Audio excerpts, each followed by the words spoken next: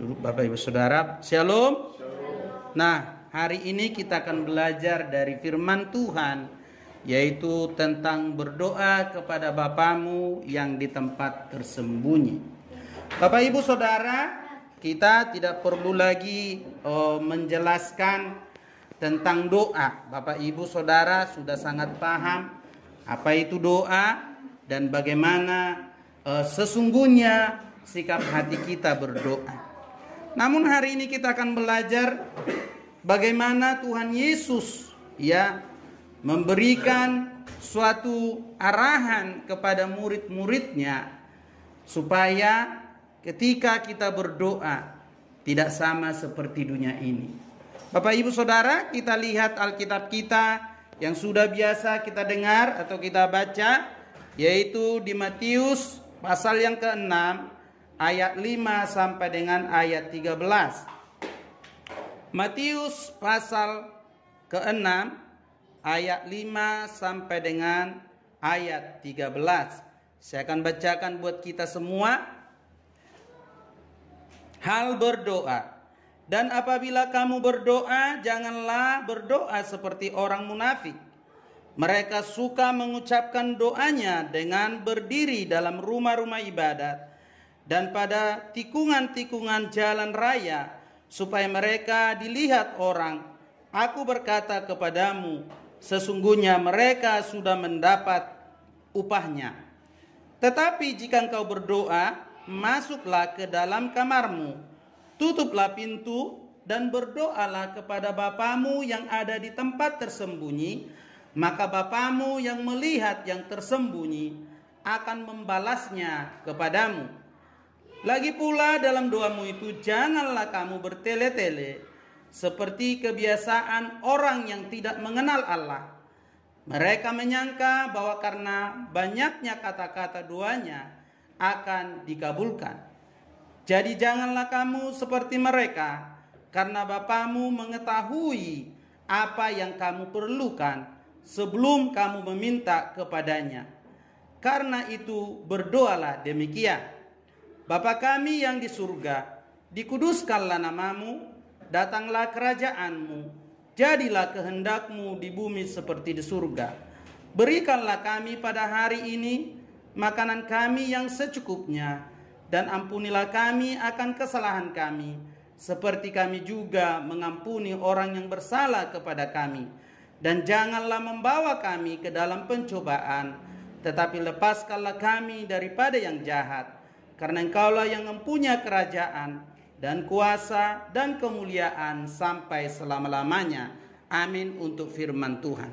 Nah Bapak Ibu Saudara, dalam hal berdoa di dalam ayat ini, Yesus tidak mau murid-muridnya pola doanya itu sama dengan dunia atau sama dengan orang-orang yang tidak mengenal Dia.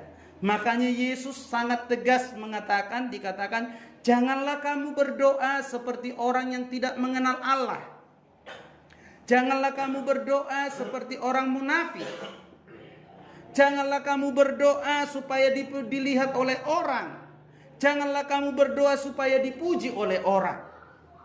Bapak Ibu Saudara, dalam ayat ini menunjukkan bahwa sudah semestinya saya dan saudara sebagai murid-murid Yesus, sebagai orang percaya selalu berdoa. Ayat 5 dikatakan apa? Dan apabila kamu berdoa. Kalimat ini menunjukkan bahwa kita semestinya sebagai anak-anak Tuhan berdoa. Tapi doa yang seperti apa? Maka Yesus memberikan larangan di sini. Sama Bapak Ibu Saudara, ketika membeli obat, di situ ada larangannya. Ada aturannya. Lalu setelah aturan ada komposisi, isi daripada obat atau makanan itu. Nah Yesus sedang membuat suatu pola, mengajarkan pola kepada murid-muridnya, kepada saya dan saudara, supaya kita memahami ketika berdoa itu bukanlah sebuah beban. Berdoa itu bukanlah sesuatu yang membosankan. Berdoa itu bukanlah sesuatu yang membuat kita itu kayaknya berat sekali. Tapi Yesus sedang mengatakan, doa itu adalah sebagai orang-orang yang percaya adalah style life atau gaya hidup orang percaya berdoa. Maka Paulus katakan di dalam 1 Tesalonika 5 ayat 17 berkata apa? Tetaplah berdoa. Bapak Ibu Saudara, dalam ayat ini orang Kristen harus hidup di dalam doa. Maka Paulus berkata, berdoalah senantiasa atau tetaplah berdoa. Dari kata itu bisa diartikan Bapak Ibu Saudara, kalau orang Kristen berhenti berdoa, berarti dia berhenti bernapas. Di dalam doa itu juga Bapak Ibu Saudara, kita semakin hari semakin saleh. Maka orang yang banyak berdoa harusnya hidupnya makin saleh. Bukan sebaliknya, jadi mengasangi. Atau seperti yang di luar sana kita lihat, katanya dia orang saleh, menunjukkan ibadahnya, tapi omongannya enggak karuan. Yesus katakan kalau kita sedang berdoa, kalau sudah menjadi gaya hidup kita, doa itu, maka kehidupan kita akan saleh. Dan doa itu merupakan di mana kita dapat merasakan menikmati anugerah dari Tuhan. Nah, Bapak Ibu Saudara, saya katakan tadi bahwa sebelum Yesus mengajar murid-murid itu, Yesus memberikan satu arahan, satu pola yang harus saya dan saudara ikuti. Yang pertama di sini ada suatu larangan di dalam doa ini. Dikatakan di dalam ayat 5 sampai ayat 8 merupakan peringatan bagi saya dan saudara. Dikatakan apa? Ayat 5, janganlah berdoa seperti orang munafik. Dan apabila kamu berdoa, jangan berdoa seperti orang munafik. Juga kita berdoa tidak seperti orang munafik. Apa itu munafik? Munafik itu adalah yang dikatakan berbeda dengan yang dilakukan. Yesus sedang menunjukkan karena pola agama pada waktu itu, sekalipun Yesus tidak menyebutkan pribadinya, orang yang Tuhan tunjukkan, tapi pada waktu zaman Yesus ada dua kelompok agama yang selalu menunjukkan aktivitas keagamaannya, yang selalu menganggap kudus, yang selalu menganggap saleh, yaitu orang Farisi dan Saduki. Dikatakan janganlah kamu berdoa seperti orang munafik, karena Yesus bukan melarang orang-orang itu berdoa di tempat ibadah. Ya, dikatakan di dalam ayat 6 di sini, Bapak Ibu Saudara, ayat 5, mereka suka mengucapkan doanya dengan berdiri dalam rumah-rumah ibadat dan pada tikungan-tikungan jalan raya, supaya mereka dilihat orang. Aku berkata kepadamu, sesungguhnya mereka sudah mendapat upah. Ya, pada dasarnya orang berdoa di tempat ibadah. Yesus bukan melarang kita supaya kita tidak berdoa di tempat ibadah. Tetapi yang Yesus tekankan di sini adalah niat, motif di balik mereka itu berdoa di bait Allah, berdiri, mengangkat tangan, ada niat yang tidak baik. Jadi yang Yesus tekankan di sini bukanlah melarang kita berdoa untuk di tempat ibadah, seperti di gereja atau di tempat lain. Tetapi niat seseorang, seperti orang Farisi tadi. Kadang-kadang mereka itu berdoa berlebih-lebihan. Bahkan di tikungan jalan. Supaya apa? Supaya dipuji orang. Oh, ternyata dia itu sangat luar biasa. Nah, Bapak Ibu Saudara yang dikasih Tuhan, larangan yang Tuhan katakan, janganlah kamu berdoa seperti orang munafik. Dalam pikiran dan tabiat mereka, ketika mereka berdoa, sesungguhnya bukanlah untuk memuliakan Tuhan, tetapi sesungguhnya ada maksud tertentu. Bapak Ibu Saudara, saya sebagai orang percaya, kita semua sebagai orang percaya, ketika kita berdoa adalah niat hati kita yang tulus untuk menyenangkan hati Tuhan. Kristus tidak menyebut mereka siapa, tetapi dalam pasal ini menunjukkan bahwa mereka itu adalah orang-orang Farisi.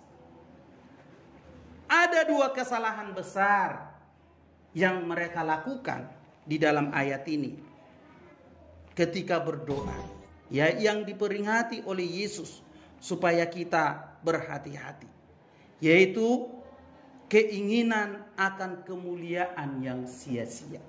Ketika saya dan saudara berdiri melayani Tuhan, kita mau melakukan bukan untuk mendapatkan pujian, bukan untuk mendapatkan supaya kita tampil, supaya kita ingin dipuji. Inilah yang dilakukan oleh orang-orang Farisi atau orang-orang yang di zaman Yesus. Mereka seringkali maju tampil melayani dengan semangat, tapi ada niat, ada maksud yang tersembunyi, ingin mencari kemuliaan.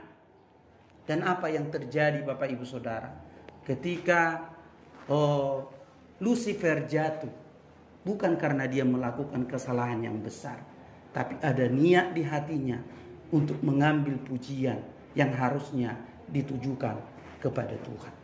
Dia melihat umat itu atau malaikat pada waktu itu semua berdiri dengan dia pimpin, semua memuji Tuhan. Lalu dia berniat dalam hatinya, sepantasnya pujian ini bukan untuk Tuhan tapi untuk aku, karena akulah yang menggerakkan semua malaikat ini untuk memuji Tuhan. Nah Bapak Ibu Saudara, Tuhan kita tahu, Allah kita tahu. Ketika saya berdiri, saudara berdiri, kita memuji Tuhan, kita melayani Tuhan, kita melakukan yang terbaik, Tuhan kita tahu. Maka di dalam ayat ini tadi, berdoalah di tempat yang tersembunyi kepada Bapakmu. Ini berarti Bapak Ibu Saudara, bukan berarti kita harus ngumpat-ngumpat berdoa. Ada kalanya kita berdoa bersama-sama. Tetapi Bapak Ibu Saudara, di dalam niat kita itu harus kita sampaikan dengan sungguh-sungguh. Yang kedua Bapak Ibu Saudara, kesalahan yang dilakukan atau peringatan yang Tuhan Yesus katakan dalam ayat ini, sebelum kita berdoa, larangan adalah bertele-tele, berulang-ulang. Bapak Ibu Saudara, berulang-ulang dalam ayat ini itu mengucapkan doa itu, dan doanya itu panjang-panjang tapi kalimatnya sama. Itu merupakan Bapak Ibu Saudara semacam mantra. Ya, bukan berarti kita dilarang berdoa, contoh kebutuhan pelayanan, terus kita nggak boleh doakan berulang, bukan. Tetapi ini menunjukkan Bapak Ibu Saudara adalah mereka mempercayai ketika mereka mengucapkan satu doa, satu kalimat merupakan semacam mantra, maka doanya itu dikabulkan. Ya, agama-agama tertentu memegang konsep ini. Contoh, doa ayat kursi contoh. Mereka anggap itu ketika disebutkan lalu rezekinya lancar. Tapi saya dan saudara berdoa adalah tuntunan Roh Kudus. Isinya boleh sama, kalimatnya terserah, bukan harus persis. Dan Yesus ketika mengajarkan Bapa kami yang di surga, ini bukan sebuah konsep atau yang harus kita ulang-ulang, atau ini menjadi patokan berarti dua orang percaya menjadi dua Bapa kami, ini semacam mantra, bukan Bapak Ibu Saudara. Dan Yesus sedang menunjukkan pada waktu itu agama-agama. Dan ingat Bapak Ibu Saudara peristiwa ketika Baal, nabi-nabi Baal dikumpulkan oleh Nabi Elia, menunjukkan Allah siapa yang benar. Maka dikatakan nabi-nabi Baal itu mereka komat kami mengucapkan kalimatnya supaya Tuhannya datang menolong mereka untuk membakar persembahan yang dipersembahkan itu. Artinya Bapak Ibu Saudara, ketika saya berdoa, ya, jangan menganggap doa itu adalah sebagai mantra, sebagai kalimat mantra yang mujarab. Di dalam ayat ini, Bapak Ibu Saudara, kita akan melihat komposisi atau isi doa yang Tuhan Yesus ajarkan. Yang pertama di dalam ayat 9, tadi ada larangan, lalu kita akan masuk komposisi atau isi daripada doa itu.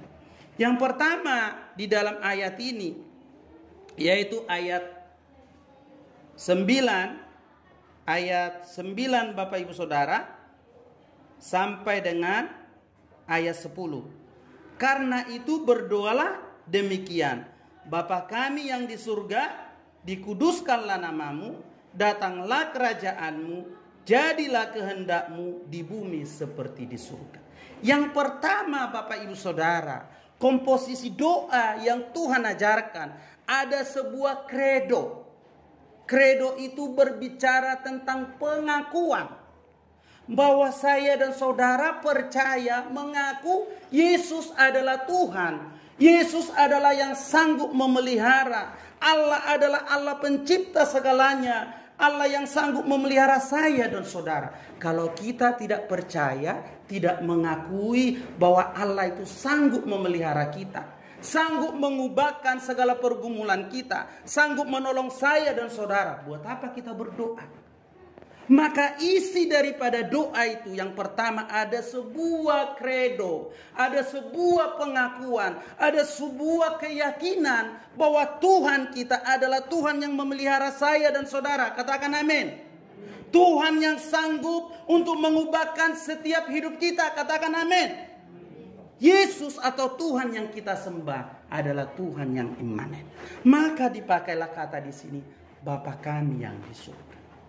Kata Bapa ini menunjukkan hubungan yang sangat dekat. Tidak ada agama yang menganggap atau memanggil Allah itu Bapa. Hanya orang percaya. Kenapa? Dasarnya Yesus sendiri yang meletakkan dasar itu. Saya dan saudara menganggap Allah itu Bapa. Bagi agama lain ini kurang ajar, mengatakan Allah itu Bapa. Bagi agama lain menganggap bahwa menyebut Allah itu Bapa adalah sebuah penistaan. Tapi saya dan saudara, Yesus sedang ajarkan ada sebuah hubungan yang dekat dengan saya dan saudara kepada Tuhan. Maka disebutlah Bapa kami yang di surga. Artinya Bapak Ibu Saudara, kalau saya dan saudara atau Daniel sama David, dan David sama Amang kalau ngomong, enggak mungkin dong, Bapak aku mau berbicara hari ini. Itu kayaknya jauh banget. Artinya kita dengan Tuhan itu relax aja. Nggak usah kaku-kaku. Nggak usah harus. Nggak usah. Bagaimana hubungan Bapak dengan anak? Karena apa? Kadang-kadang kita memiliki konsep kalau berdoa itu kayaknya berat sekali. Kayaknya kita mau menghadap harus mempersiapkan segala macam. Tapi Yesus katakan, Bapa kami yang di surga. Ini adalah hubungan saya dan saudara percaya, yakin. Sekalipun kita orang berdosa, Dia yang Maha Kudus, tapi Dia menerima saya dan saudara sebagai anak-anaknya. Maka harus ada hubungan yang intim. Sebagaimana anak dan ayah berbicara ya ada timbal balik, ada ngobrol bareng, ada komunikasi yang baik. Tidak kaku, tidak harus mengeluarkan kata-kata yang formal. Strukturalnya harus benar, kalimatnya dan sebagai macam gramatikalnya harus benar. Bukan Bapak Ibu Saudara. Karena Tuhan tidak melihat itu. Jelas dikatakan, Bapamu yang di surga tahu apa yang ada di dalam hatimu. Maka konsep yang menganggap doa itu berat, konsep yang menganggap doa itu harus benar-benar formal, harus benar-benar bahasa yang baku, harus gramatikalnya benar adalah salah. Yesus mengatakan, Bapa kami yang di surga. Bapak Ibu Saudara, sebagai Bapa, Ia mengasihi saya dan saudara. Maka itu harus kita tanamkan ketika kita berdoa. Sebagai Bapa, Dia peduli kepada saya dan saudara. Sebagai Bapa, Dia gembira ketika kita datang kepadanya. Sebagai Bapa, Dia menyambut saya dan saudara ketika kita datang kepada Dia. Gak ada dong seorang Bapa Anaknya datang, "Pak, aku kangen sama bapak." Terus bapaknya bilang, "Kurang asam kau." Tidak ada. Maka di sini hubungan bapak itu adalah hubungan yang sangat dekat. Maka ketika dikatakan berdoalah Bapa kami yang di surga, Dia Bapa yang peduli akan kehidupan kita. Dia Bapa yang sayang kepada kita. Banyak lagu melukiskan seperti Bapa sayang anaknya, demikianlah engkau mengasihi. Banyak menggambarkan tentang hubungan Bapa itu. Bahkan Paulus katakan, "Ya Aba, ya Bapa." Maka Bapak Ibu Saudara, ketika kita berdoa, komposisi yang pertama harus kita mengakui, sekalipun Dia Allah yang maha hadir, Allah yang maha kudus, Allah yang maha tahu, tapi Dia menyambut saya dan saudara sebagai anaknya. Dia dekat, Dia sebagai keluarga, semacam keluarga Bapak Ibu Saudara. Dia gembira menyambut saya dan saudara. Ketika kita berdoa bersekutu dengan kita, Dia sangat senang. Sebagaimana orang tua atau ayah justru akan bertanya-tanya kalau anaknya diam sama bapaknya. Ini kenapa ini anak dari kemarin kok nggak ngomong atau nggak ngobrol sama bapaknya? Seperti itulah Tuhan Bapak Ibu Saudara. Ketika kita tidak ngobrol dengan Dia, maka jauhkan konsep yang menganggap doa itu berat, jauhkan konsep yang menganggap doa itu kaku, jauhkan konsep yang menganggap doa itu harus bahasa yang benar-benar gramatikalnya harus jelas, tapi dikatakan ada sebuah hubungan yang dekat, yang akrab. Dan kita jauhkan konsep yang menganggap kalau berdoa itu harus mengutarakan bahasa-bahasa yang tidak kita mengerti atau yang seringkali kita dengar di gereja-gereja lain. Tapi dikatakan Bapak Ibu Saudara, Dia Bapa. Yang kedua, Dia Bapa berarti Dia tidak seperti Bapa duniawi yang kadang-kadang salah di dalam memahami maksud anak, yang kadang-kadang pilih kasih. Saya kadang-kadang pilih kasih. Contoh yang kecil yang salah, tapi kita bela dia, salahkan yang besar. Tapi ketika Dia katakan Dia Bapa, Dia bukanlah Bapa manusiawi yang bisa salah dalam menimbang, salah dalam bersikap, salah dalam merespon. Tapi Dia Bapa yang baik. Apa yang kamu lakukan akan Dia perhitungkan. Apa yang kamu perbuat akan diperhitungkan. Dia Bapa yang memahami saya dan saudara. Tidak ada pribadi yang lain yang dapat memahami saudara. Ada hal-hal tersembunyi yang pasangan kita tidak tahu kita sebenarnya. Tetapi Dia Bapa yang baik. Kadang-kadang Bapak Ibu Saudara kita menghadapi anak, kadang-kadang dia baik tiba-tiba langsung ngambak. Kita kurang bisa memahami, tapi Allah kita sebagai Bapa, Dia memahami setiap karaktermu. Dia memahami setiap individu kita. Dia memahami bahkan setiap gerak-gerik kita. Maka dikatakan Bapak Ibu Saudara, Dia Bapa yang tahu persis tentang keberadaan. Orang tua gak bisa persis 100% tahu keadaan. Kamu sedang susah atau galau, bagi anak muda sedang jatuh cinta atau tidak, orang tua gak bisa. Banyak orang yang bisa menutupi.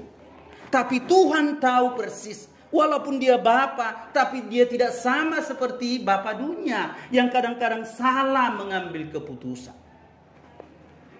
Dan yang ketiga Bapak Ibu Saudara, ketika dikatakan Dia Bapa, ya Bapa kami yang di surga, ini menggambarkan Bapak Ibu Saudara bahwa Dia akan memberi berkat kepada setiap orang yang menjalin hubungan relasi yang dekat dengan Tuhan, dan sebaliknya Bapak Ibu Saudara.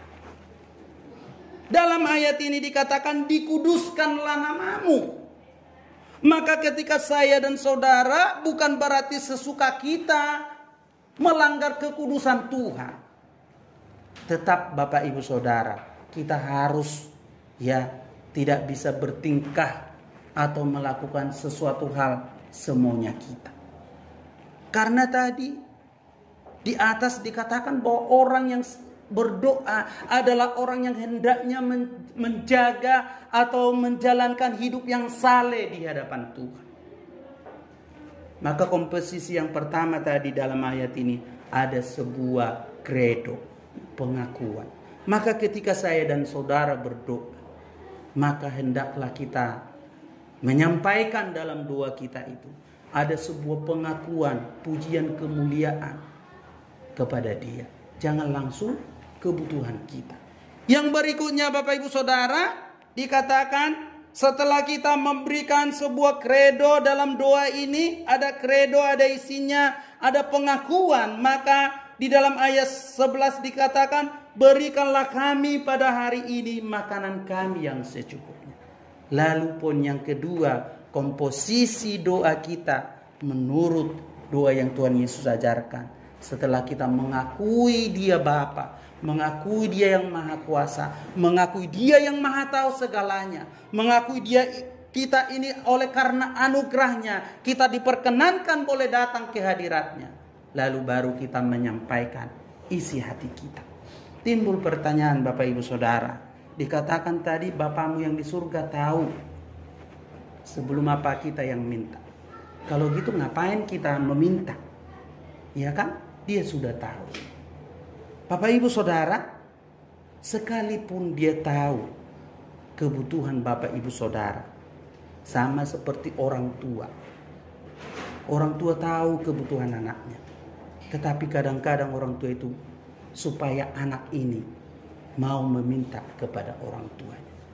Ini berarti Bapak Ibu Saudara, ketika kita meminta kepada Dia, sekalipun Dia tahu kebutuhan saya dan saudara, ini menunjukkan bahwa saya dan saudara ada hubungan yang dekat dengan Dia, menunjukkan bahwa iman saya dan saudara bergantung sepenuhnya kepada Dia.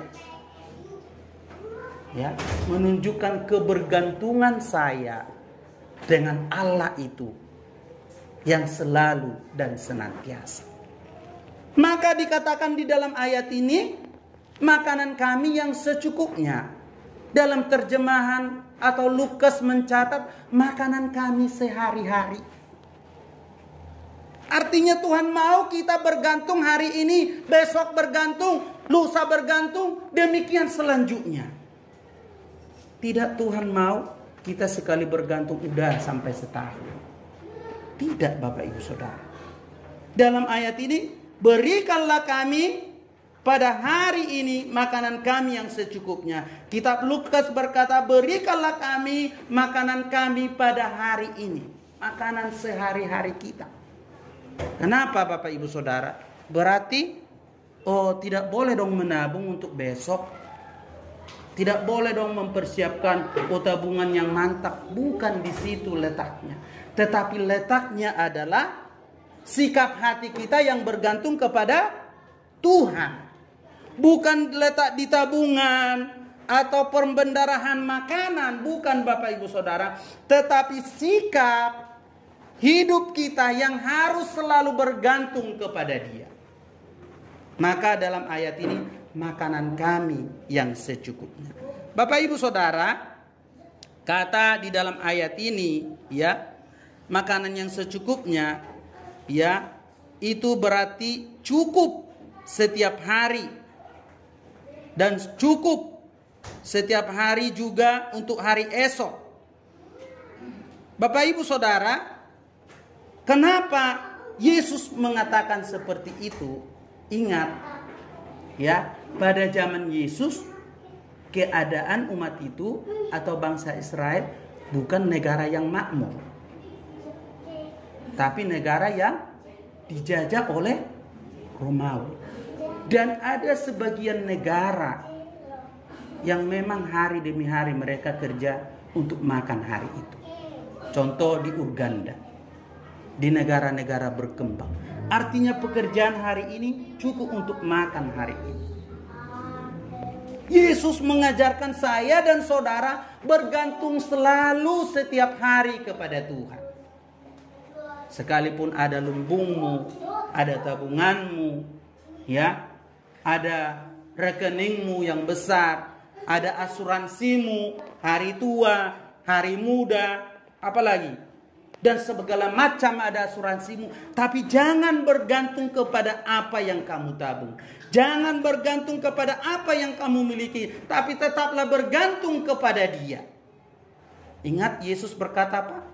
Ada seorang kaya, dikumpulkan uangnya atau makanannya di lumbungnya. Dia berkata, tenanglah hai jiwaku. Lalu Yesus berkata, malam ini juga aku akan mengambil nyawa. Lalu Yesus katakan, buat apa kamu memiliki dunia ini tetapi jiwamu binasa? Tuhan tidak melarang kita menabung. Tuhan tidak melarang saya dan saudara mempersiapkan hari esok. Tapi jangan bergantung kepada hari esokmu. Jangan bergantung kepada tabunganmu. Jangan bergantung kepada apa yang fana di dunia ini. Tapi tetaplah bergantung kepada Dia. Maka Yesus ajarkan, berikanlah kami pada hari ini makanan kami yang secukupnya. Maka komposisi yang ketiga, Bapak Ibu Saudara, di dalam doa itu ya. Dalam kitab Filipi dikatakan, Allahku akan memenuhi segala keperluanmu menurut kekayaan dan kemuliaan di dalam Yesus Kristus. Hidup yang bergantung kepada Tuhan ya adalah hidup yang tidak khawatir. Sekalipun Bapak Ibu Saudara ya kadang-kadang mungkin rekening kita kosong, uang kita menipis ya, yang kita harapkan belum datang, tapi Yesus sedang mengajarkan supaya kamu tidak bergantung dengan sertifikasi ini. Jangan bergantung dengan upahmu. Jangan bergantung dengan gajimu, tapi belajarlah bergantung, berharap kepada Dia. Maka Yesus sedang ajarkan. Bapak Ibu Saudara, Tuhan sedang mengajar bukan hanya Bapak Ibu Saudara, tapi saya pun sedang diajar. Semua yang kita anggap bisa berjalan lancar bulan ini belum tentu. Oleh karena itu kita belajar bergantung kepada Dia. Karena Dialah yang punya segala-galanya. Yang ketiga, ya, komposisi doa yang Yesus ajarkan. Dikatakan ayat 12. Yuk kita baca sama-sama. 1, 2, 3. Dan ampunilah kami akan kesalahan kami, seperti kami juga mengampuni orang yang bersalah kepada kami. Yang ketiga, komposisi doa yang Tuhan Yesus ajarkan. Ketika saya berdoa, saudara berdoa, tetap ingat bahwa saya dan saudara adalah orang yang tidak lepas dari kesalahan. Orang yang tidak lepas dari kelemahan. Orang yang seringkali kita tidak sadar bahwa kita menyakiti orang lain, yang tidak sadar perkataan kita, bahkan gerak kita kadang-kadang bisa membuat orang tersinggung. Maka di dalam ayat ini Yesus katakan supaya saya dan saudara menyadari diri kita ini lemah, maka kita datang kepada Tuhan untuk memohon pengampunannya. Maka kata yang dipakai di sini bukanlah minta ampun kepada orang yang di luar sana yang tidak percaya kepada Tuhan. Tapi kata yang di dalam ayat ini Bapak Ibu Saudara ditujukan kepada orang yang beriman. Karena orang yang di luar sana dosanya belum diampuni. Orang yang di luar sana yang tidak mengaku Yesus adalah Tuhan, dia masih tetap di dalam dosanya. Maka ayat ini ditujukan kepada saya dan saudara yang sudah ada di dalam Kristus, yang dosa kita sudah diampuni, namun prakteknya masih salah. Kadang-kadang batuk kita pun bisa menyinggung orang, ketawa kita bisa membuat orang tersinggung. Maka di dalam ayat ini dikatakan, ampunilah kami seperti kami juga mengampuni orang yang bersalah. Artinya kita juga mengampuni dan juga kita juga harus mau menerima pengampunan orang lain. Jangan seperti orang Batak. Mardomu di Tanorara. Saya tidak mau mengampuni dia. Sampai merdomu di Tanorara. Artinya sampai di liang lahat pun kebenciannya, kedengkiannya dia bawa dalam kubur. Ini bukan karakter orang yang percaya kepada Tuhan. Tapi orang yang karakter, orang yang percaya kepada Tuhan, dia sadar dia punya kelemahan dan dia juga mau mengampuni kesalahan orang lain. Dia mau menerima kesalahan orang lain. Maka Yesus katakan, ampunilah kami akan kesalahan kami. Dalam ayat ini dipakai kata utang. Tahu kan utang ya? Ya, dari bahasa aslinya merupakan salah satu dari 5 Yunani yang mengatakan tentang dosa. Digunakan hanya beberapa kali dalam perjanjian baru. Namun begitu bahasa umumnya di Palestina, Yesus sudah menjadi pada zaman Yesus sudah menjadi kebiasaan untuk mengacukan dosa sebagai utang atau hobah. Ini adalah kata yang tepat digunakan dalam menghampiri tata kasih karunia Allah karena kita semua adalah berhutang. Maka pakai kata hobah atau hutang pada zaman Yesus. Karena apa? Di dalam kasih karunia Tuhan, ketika saya dan saudara menghampiri Tuhan, kita sadar ini kita orang yang berhutang. Berhutang karena kasih karunia Tuhan. Kita sadar kita ini lemah. Kita punya kelemahan, punya kekurangan, dan lain sebagainya. Maka ketika kita datang menghampiri Dia, sisipkanlah, datanglah kepadanya, mohon pengampunan daripadanya. Bapak Ibu Saudara, jangan terlalu kepedean.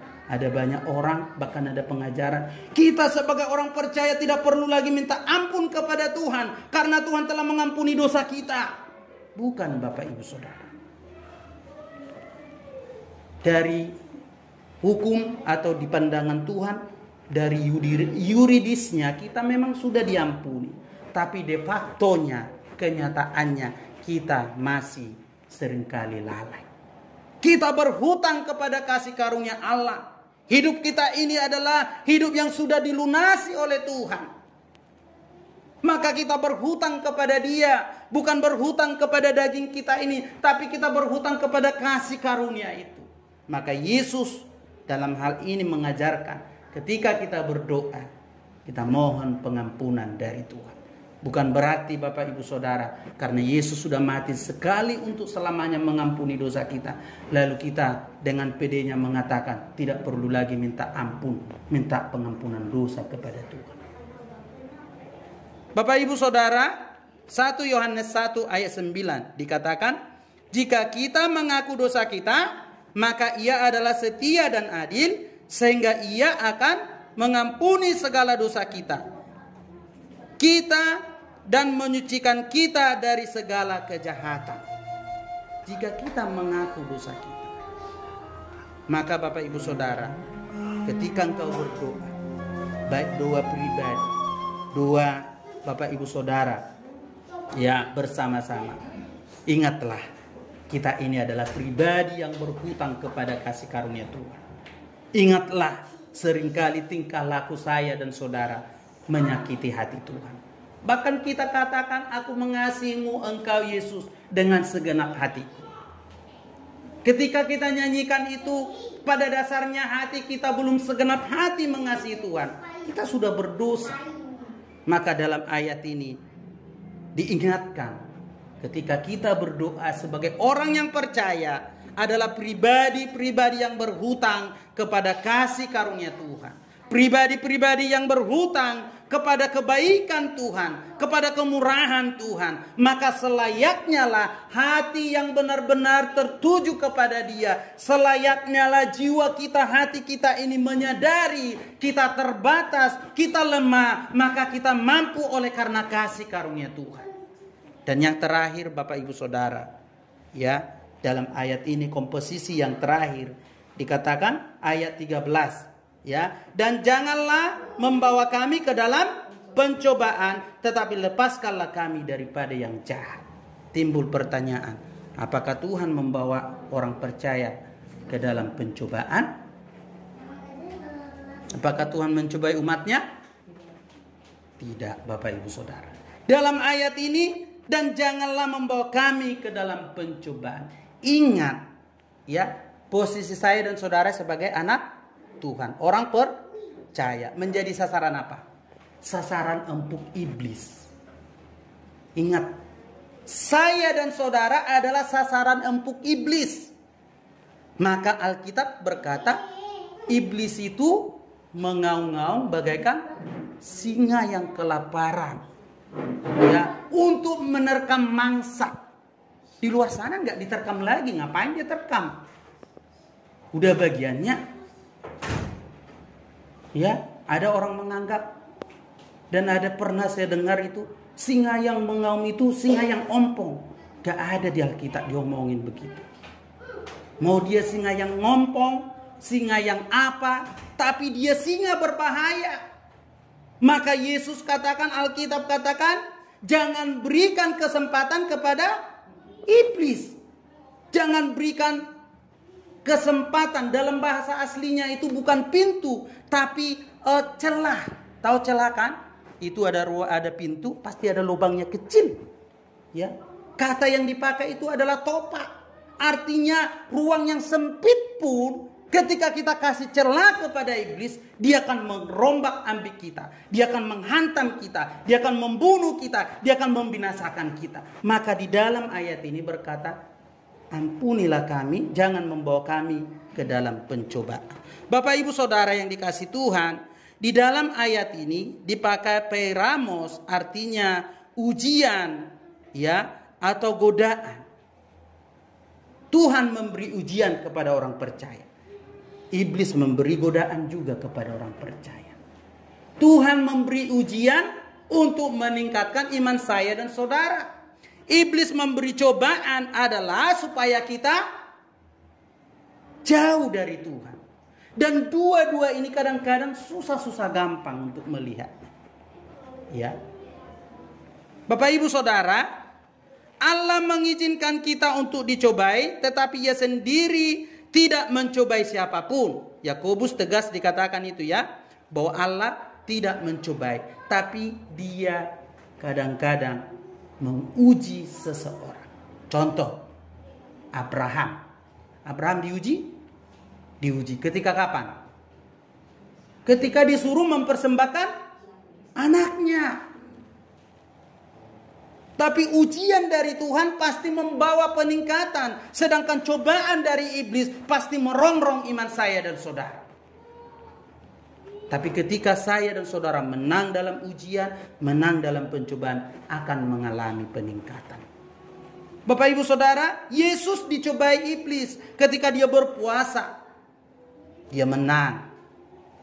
Dikatakan, kalau kau benar anak Allah, jadikan batu ini menjadi roti.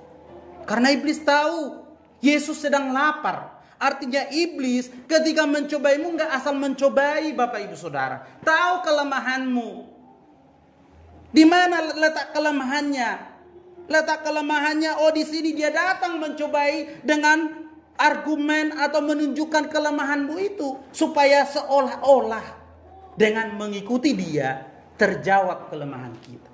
Seolah-olah ketika dia katakan, kalau engkau anak Allah, berikan batu ini menjadi roti. Seolah-olah ketika Yesus jadikan itu roti, lalu Yesus kenyang. Bukan. Iblis itu menggunakan kelemahan-kelemahan kita. Dia tidak asal mencobai. Dia sudah pintar sekali. Maka Yesus atau Alkitab, bahkan Paulus katakan, jangan beri celah. Oleh karena itu pergunakanlah ketopang keselamatan. Pergunakanlah perlengkapan Allah. Selalu dikatakan demikian. Karena apa? Dia tahu letak lemahnya di mana. Seorang petinju, ya, dia bisa menang jadi juara.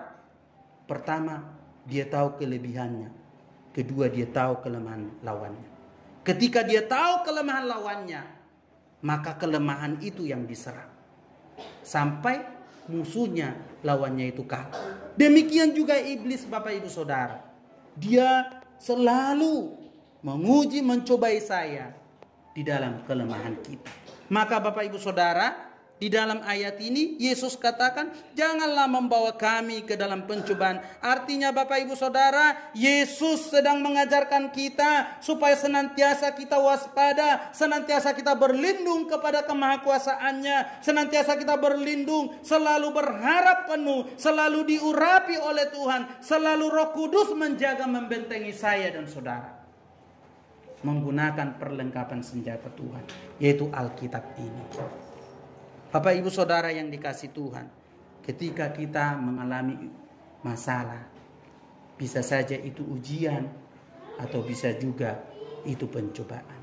Tapi yang sering kali adalah pencobaan. Yakobus katakan, banyak orang mengalami pencobaan. Satu karena keinginan dagingnya, karena iblis dan segala hal. Maka di dalam ayat ini dikatakan, jangan berani ke dalam pencobaan, tapi karena kita yang bisa menyelamatkan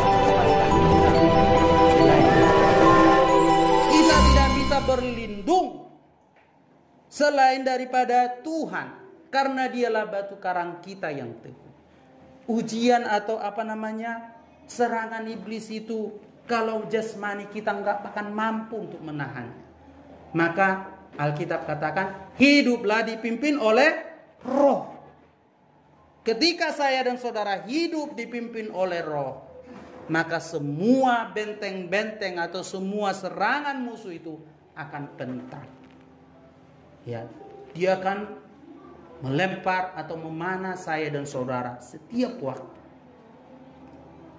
Maka di dalam Alkitab, dan saya kurang setuju juga Bapak Ibu Saudara, ada sedikit-sedikit menengking, apa-apa ditengking.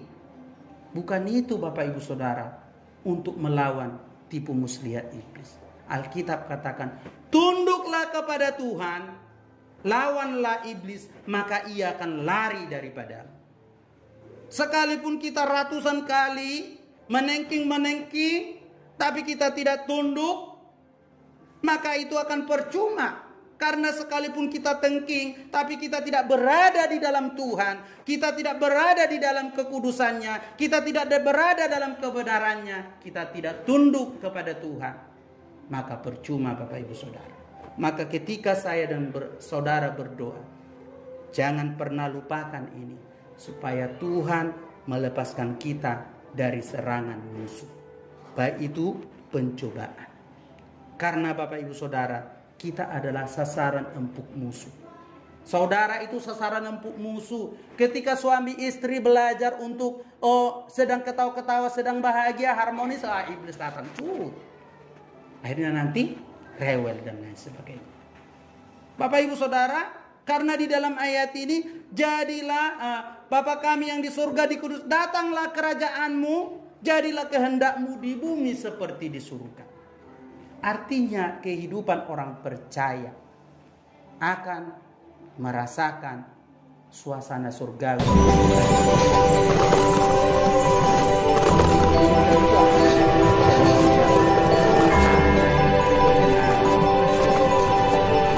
Artinya ketika kita ada di bumi ini, maka kehidupan saya harus merasakan kehidupan surgawi yang akan datang. Belum datang, tapi kita sudah merasakan sekarang. Maka orang percaya, orang Kristen, Bapak Ibu Saudara, kita berharap surga, tapi kita harus masih menginjak bumi. Kita harus melakukan apa hal yang ada di dunia ini, berkaitan dengan kehidupan ini Bapak Ibu Saudara. Tapi suasana surga harus kita libatkan di dalam kehidupan rumah tangga kita, dalam kehidupan keluarga kita, dalam kehidupan kita bekerja. Ya, surga itu enak bukan? Surga enak enggak? Enak. Surga itu aman, semua orang bercita-cita kepada surga. Mama Yeslin, surga itu enak enggak? Kalau suruh pilih surga atau neraka? Surga. Nah, Bapak Ibu Saudara, surga itu enak. Tapi bagaimana kita menghadirkan surga itu dalam kehidupan rumah tangga kita? Bagaimana kita menghidupkan surga itu dalam suasana pekerjaan kita? Maka Yesus katakan, jadilah kehendakmu di bumi seperti di surga. Maka kita harus belajar Bapak Ibu Saudara. Ya, kita belajar satu sama lain. Bagaimana supaya keluargaku ini keluarga yang merasakan surga. Bukan surga duniawi ya, seperti agama lain katakan. Surga yang akan diwujudkan nanti, tapi kita sudah menikmati sekarang. Yaitu damai sejahtera. Ya, sukacita. Hidup benar, hidup suci dan lain sebagainya.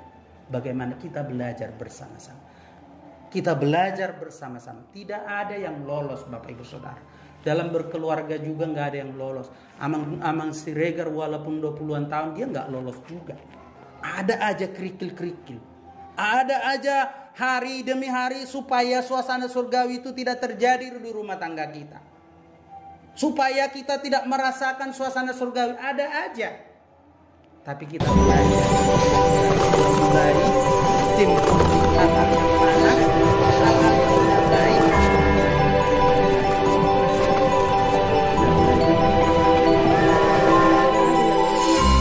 Langsung lancar tidak Bapak Ibu Saudara.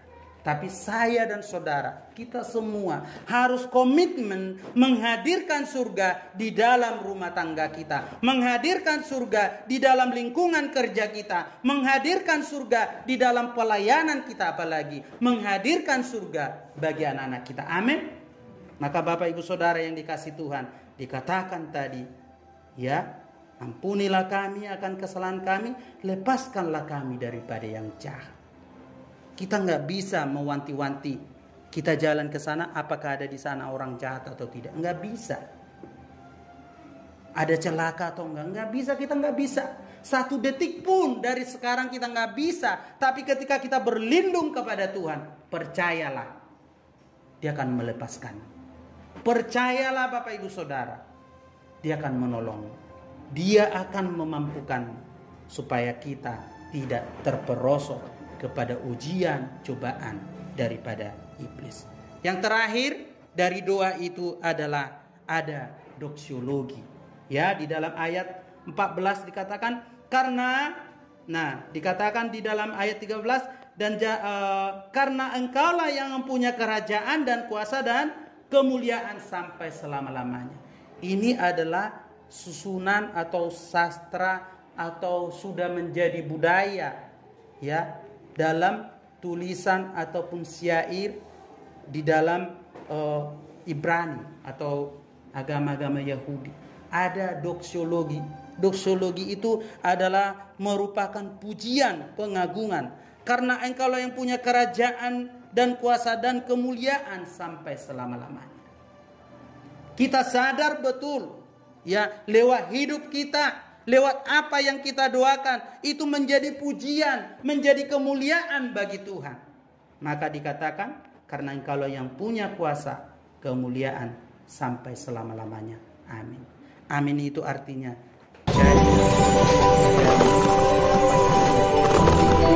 jadilah kepadamu apa yang kamu buat, terjadilah dalam hidupmu apa yang kamu imani.